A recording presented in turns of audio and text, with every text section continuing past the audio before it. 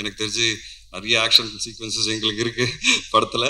And ரொம்ப கஷ்டப்பட்டோம் ரெண்டு பேர் சேர்ந்து ஸ்டண்ட்ஸ் பண்ணும்போது. பாவம் அடிலாம் பட்டது அவருக்கு. ஆனாலும் இந்த படத்துக்காக அவர் ரொம்ப உழைச்சிருக்காரு அண்ட் நல்லா பர்ஃபார்ம் பண்ணியிருக்கீங்க. படம் பார்த்துட்டு இருந்தாங்க. கண்டிப்பாக ஒரு நல்ல பேர் வரும் உங்களுக்கு. I am very confident about it.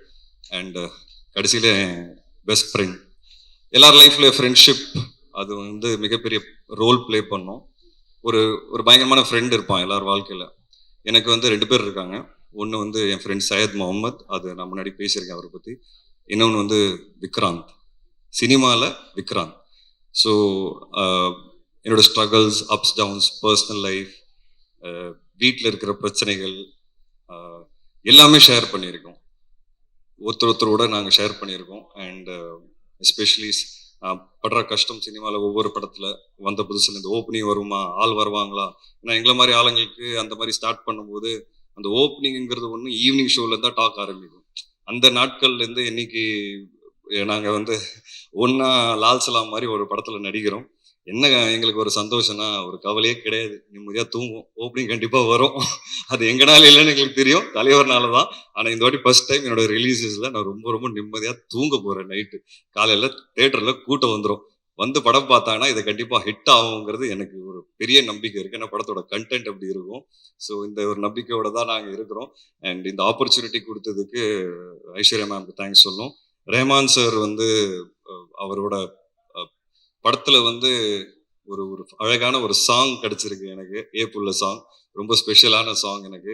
என்னோட ஃபேவரட் பார்த்தீங்கன்னா அன்பாலனே சாங். அது வந்து நான் டெய்லி போட்டு 10 வாட்டி கேட்டுட்டு இருக்கிறேன். ரொம்ப நல்லா இருக்கும், ரொம்ப இமோஷனலாக இருக்கும். அதோட சீக்வன்ஸ் நீங்கள் விஷுவலில் பார்க்கும்போது பார்ப்பீங்க, சூப்பராக இருக்கும் அதோட விஷுவல்ஸ். எனக்கு தெரிஞ்சு இந்த படத்தோட ஹைலைட்டே அந்த பாட்டாக தான் இருக்கும். ரஜினி சார் ஒரு ஆக்டராக அதில் வந்து பயங்கரமாக பெர்ஃபார்ம் பண்ணியிருக்கிறாரு. அண்ட் அது பார்த்து அந்த சாங் கேட்டோடனே எனக்கு ஒரு மாதிரி இமோஷன் ஆகி கண்ணெலாம் கலங்கிரும்.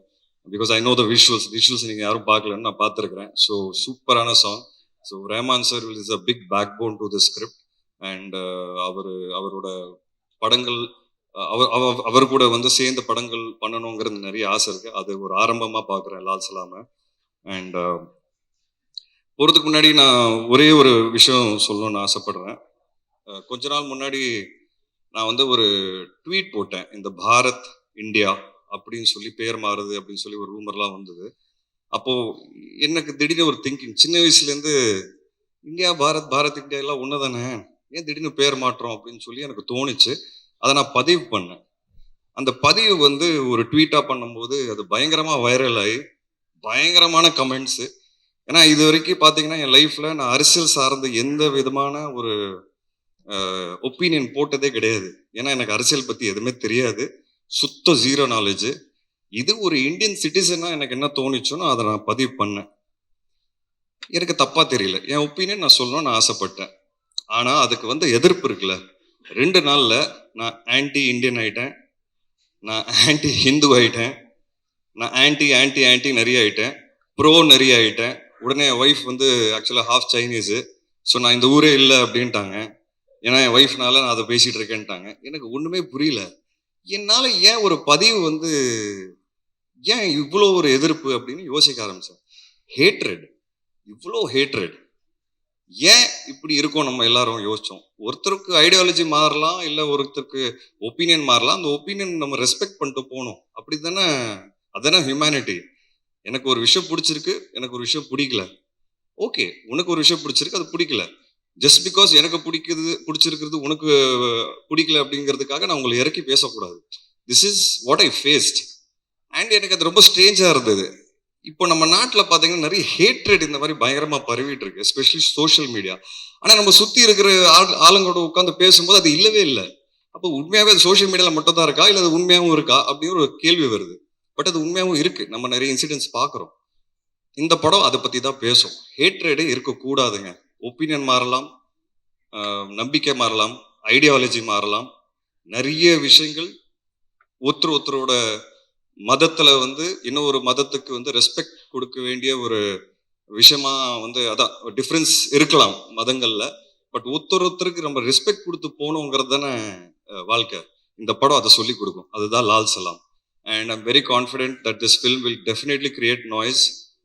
உங்களுக்கு சிம்பிளா சொன்னேன், அதான் எக்ஸாம்பிளா சொல்லணும்னா இன்னைக்கு தளபதி அப்படின்னு ஒரு யார் உங்களுக்கு பிடிக்கும் அப்படின்னு கேட்டா ஒரு பதிலே கொடுக்க முடியலங்க. ஏன்னா நீங்க ஒரு பக்கம் பதில் கொடுத்தீங்கன்னா இன்னொரு பக்கம் தாக்குறாங்க, ஒரு பக்கம் பதில் இன்னொரு பக்கம் பதில் கொடுத்து அந்த பக்கத்துல இருந்து தாக்குறாங்க. ஏன் நம்ம இப்படி இருக்கோங்கிறது இந்த மாதிரி கேள்விகள் எனக்கு நிறைய வரும் லைஃப்ல.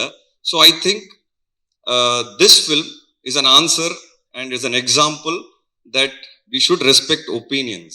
We should respect opinions. We should respect difference of opinions, and we should respect our beliefs and others' beliefs. That is why Lal Salam will really do well, and I'm happy and proud to be a part of this movie. Thank you so much. And பத்திரிகை நண்பர்கள் 15 வருஷம் இன்னைக்கு இங்க நிக்கிறேன் அப்படின்னா இன்னைக்கு இந்த பரிசு எனக்கு கிடைச்சிருக்குன்னா அது நீங்க எல்லாரும் தான் காரணம். ஏன்னா ஒவ்வொரு படமும் வந்து விமர்சனங்களுக்கு அப்புறமா தான் எனக்கு கூட்டம் வரும்.